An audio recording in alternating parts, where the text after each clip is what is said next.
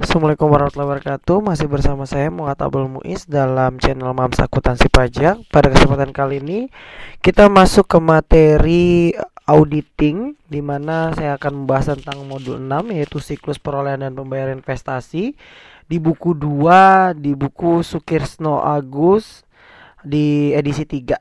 Jadi kita akan bahas dulu. Di sini disebut dengan prosedur audit.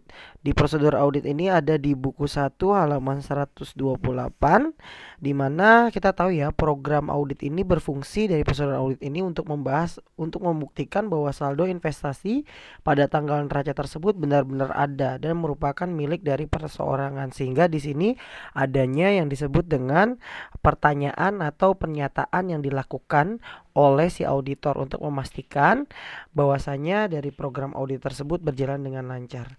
Yang kedua di sini untuk menentukan bahwa penilaian investasi telah sesuai dengan standar akuntansi keuangan yang berlaku. Nah, untuk itulah ditentukan di poin 6, kita bisa lihat di sini adanya ketentuan standar akuntansi yang berlaku berkaitan dengan metode akuntansi dan kepemilikan saham. Terus yang ketiga di sini tujuannya adalah untuk investasi dijadikan sebagai jaminan telah diungkapkan dalam laporan keuangan atau dilaporkan ke seluruh berkaitan dengan investasi tersebut didisclosurekan dalam laporan keuangan. Nah, di sini dilihat nih, lakukan verifikasi harga perolehan dari investasi pada perusahaan asosiasi atau anak. Nah, itu tujuannya adalah berkaitan dengan disclosure. Sama di sini juga di poin 7, minta bukti fotokopi akta notaris atas investasi pada perusahaan asosiasi atau anak.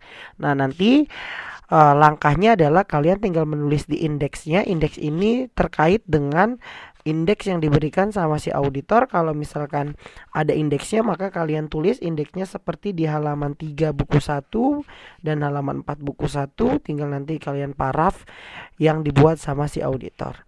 Nah, kita langsung saja masuk ke kertas kerja pemeriksaannya.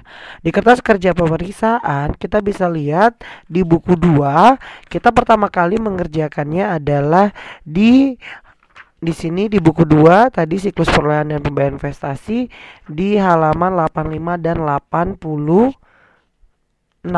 Jadi kita lihat dulu di halaman 86-nya, berarti kita harus melakukan penjurnalan terlebih dahulu di 86 ya.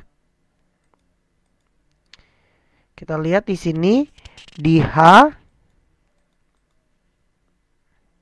yang kalian harus perhatikan, poin ini didapat dari mana?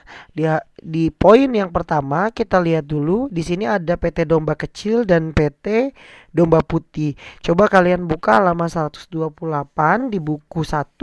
Di situ dijelaskan ada prosedur audit untuk pengujian kewajaran transaksi dan saldo. Di sini nampak di sini diketahui berdasarkan rincian tersebut Anda menunjukkan pernyataan bahwa Bapak Denny mendapatkan penjelasan sebagai berikut. Ada 10.000 lembar saham PT Domba Kecil senilai 10.000 lembar yang dibeli pada tanggal 9 Juni 2009 dengan memberikan 10% senilai 123.750. Dan di sini ada 20.000 lembar saham PT Domba Putih dengan nominal 5.000 per lembar, dibeli tanggal 11 Oktober 2009 dengan memberikan 20% yang dengan harga 133.750. Nah, di sini kita bisa lihat betul gak sih dicatatnya? Nah, di sini kita mengakui si PT Domba Kecil per klien mengakui adanya 210.000. Nah, di 210.000 itu didapat dari mana sih? Coba kita lihat di sini ada informasi tambahan bahwasanya dari perusahaan investasi yang berkaitan dengan perencanaan pemekaran PT Domba Kecil pada tahun 2013 yang diperkirakan akan menaikkan harga pasar pada saham Domba Kecil pada tanggal 1 November, Bapak Rantung memutuskan untuk membeli lagi 5.000 lembar saham, jadi naik 5% di sini seharga 87.000, termasuk beban broker 1.500.000. Tapi di sini dicatatnya sebagai investasi 86.250. 86.250 ditambah dengan 123.750 hasilnya adalah 210 juta. Nah, tapi di sini ada kesalahan ya, ada kekeliruan.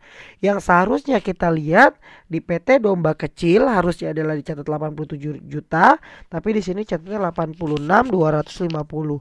Sehingga akan harus ditambahkan di akun debit investasinya tersebut sebesar 750. Jadi 750 harus ditambahkan Karena di sini salah catat ya, atau kurang pencatatan, atau under recording ya, atau tadi namanya adalah catatannya terlalu rendah 750, sehingga harus dicatat di debit 750. Nah, untuk yang domba putih gimana nih di sini? Di sini dijelasin lagi. Di halaman 129 dijelaskan PT Domba Putih, di halaman, ya betul. Di sini dijelaskan PT Domba Putih diketahui memperoleh kerugian sebesar 50 juta dan klien belum melakukan pencatatan apapun di situ. Nah, di sini kita bisa lihat 50 juta ini berarti kan adanya penurunan nilai dari investasi. Maka ketika ada penurunan nilai 10% dari 20%, karena kita memiliki 20% kepemilikan, maka 50 juta dikali dengan 20% sehingga menghasilkan 10 juta.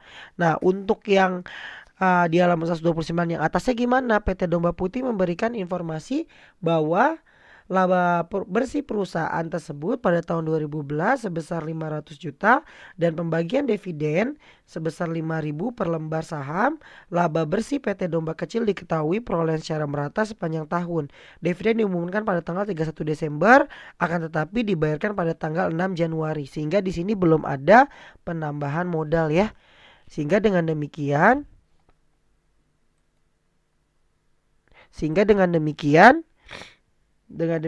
kita bisa langsung masukkan bahwasanya tidak ada penambahan modal di PT Domba Kecil. Nah, dengan demikian kita wajib menjurnal yang pertama itu berkaitan dengan adanya pemeriksaan, maka ada koreksi pencatatan. Kalian catat di halaman 86-nya, di situ dijelaskan bahwasanya ada setelah dilakukan pemeriksaan maka menemukan adanya koreksi sebesar 750.000. Itu didapat karena dia di sini salah membebankan ya, atau di sini dia kurang membebankan, yaitu yang tadi 750.000 sedangkan investasinya dia kurang 750.000. Jadi investasi pada beban lain-lain sebesar 750. Yang kedua, di sini adalah untuk mencatat adanya terjadinya pendapatan, tapi karena di sini berkaitan dengan investasi maka tidak muncul ya. Pendapatan tersebut didapat dari mana? 75 juta. 75 juta itu didapat didapat dari halaman 129 karena di sini dia mengumumkan adanya laba bersih 500 juta. Nah, laba bersih ini menjadi salah satu ya, penambahan investasi, tapi karena di sini belum ada pembagian dividen maka dimasukkan ke dalam piutang lain-lain pada pendapatan lain-lain. Sedangkan yang ketiga di sini untuk mencatat terjadinya penurunan nilai dari investasi yang dilakukan PT Peta di PT Domba Putih, sehingga dapat disimpulkan di sini jurnalnya adalah beban lain-lain pada investasi. Atau kita bisa tulis dengan beban kerugian penurunan nilai, atau return net earning juga boleh. Biasanya menggunakannya laba ditahan pada investasi di PT Domba Putih. Sehingga di sini kesimpulan auditnya adalah menurut pendapat kami, itu ditulis di halaman 86. Menurut pendapat kami, saldo investasi telah disajikan secara wajar dan sesuai dengan standar akuntansi keuangan yang berlaku umum. Kenapa demikian? Karena di sini kesalahannya tidak fatal. Karena kalau misalkan kesalahannya fatal, misalkan contoh investasi bodong ternyata tetap dimasukkan, atau tidak dicatatnya investasi secara penuh. Nah, itu yang dilakukan, itu yang menghasilkan laporan kesimpulan pemeriksaan yang dikatakan wajar tapi dengan catatan. Tapi kalau di sini catatannya tidak ada yang signifikan, hanya salah melakukan koreksi sedikit, dan di sini juga tidak material, maka kesimpulan pemeriksaannya adalah masih dikatakan wajar sesuai dengan standar akuntansi keuangan. Tinggal nanti kalian kerjakan, masukkan ke dalam kertas kerja kalian di halaman 84, 85 dan 86. Nanti tinggal dijumlahkan ya. Kalau di sini domba kecil berarti karena investasi itu ada dari debit, maka debit tambah debit maka 210 750. Sedangkan PT Domba Putih karena tadi ada penurunan nilai sebesar 10 juta, maka debit kurang kredit menghasilkan 123 750.